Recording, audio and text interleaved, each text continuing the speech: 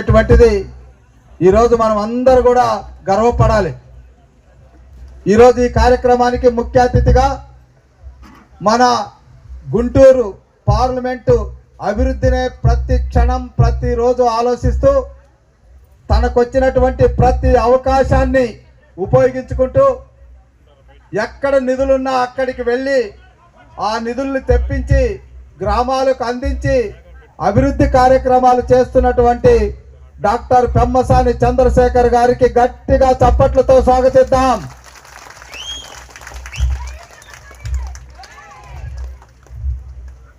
ఈరోజు ఈ కార్యక్రమానికి హాజరైనటువంటి కూటమి నాయకులందరికీ కూడా మన తెలుగుదేశం, జనసేన, బీజేపీ నాయకులందరికీ కూడా గ్రామ స్థాయి నుంచి నియోజకవర్గ స్థాయి వరకు హాజరైనటువంటి ప్రతి ఒక్కరికి పేరు పేరున ప్రత్యేకమైనటువంటి నమస్కారాలు తెలియజేస్తున్నాం. ఎందుకంటే పేర్లన్నీ చెప్పాలంటే సమయం ఆసన్నం అవుతుంది కాబట్టి అందరికీ కూడా పేరు పేరున నమస్కారాలు తెలియజేస్తున్నాం. ఈరోజు ఈ కార్యక్రమాన్ని వట్టి చెరుకూరులో సమర్థవంతంగా నిర్వహించినటువంటి తమ్ముడు సత్యనారాయణని మనసారా అభినందిస్తూ, అదేవిధంగా వట్టి చెరుకూరు సర్పంచ్ ఇక్కడే ఉన్నాడు కిరణ్ కదా, విజయ్ని కూడా నేను అభినందిస్తూ, వీరే కాదు అన్ని కార్యక్రమాల్లో కూడా తన వంతు సహకారాన్ని అందిస్తున్నటువంటి మండల పార్టీ అధ్యక్షులు సాంబశివరావు గారు, మరి వివిధ స్థాయిలో పనిచేస్తున్నటువంటి నాయకులందరికీ పేరు పేరున అభినందనలు తెలియజేస్తూ మూడు విషయాలు మాట్లాడుకుందాం.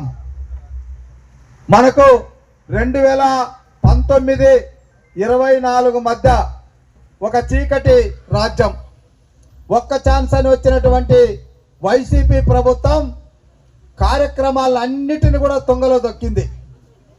ఆ 5 సంవత్సరాల్లో కనీసం ఒక్క కొబ్బరికాయ కూడా గ్రామాల్లో కొట్టలేదంటే అతిశయోక్తి కాదు.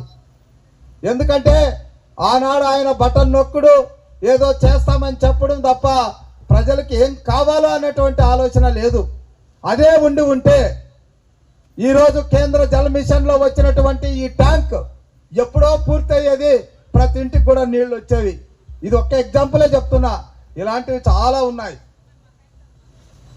అయితే ఆ ప్రభుత్వం మాకొద్దని చెప్పి మళ్ళా ఈ రాష్ట్రాన్ని ముందుకు నడిపించాలంటే చంద్రబాబు నాయుడు గారు తప్ప మరొకరు లేరన్నటువంటి ఆలోచనతో కూటమి ప్రభుత్వానికి ఎంతో పెద్ద మెజార్టీని ఇచ్చారు.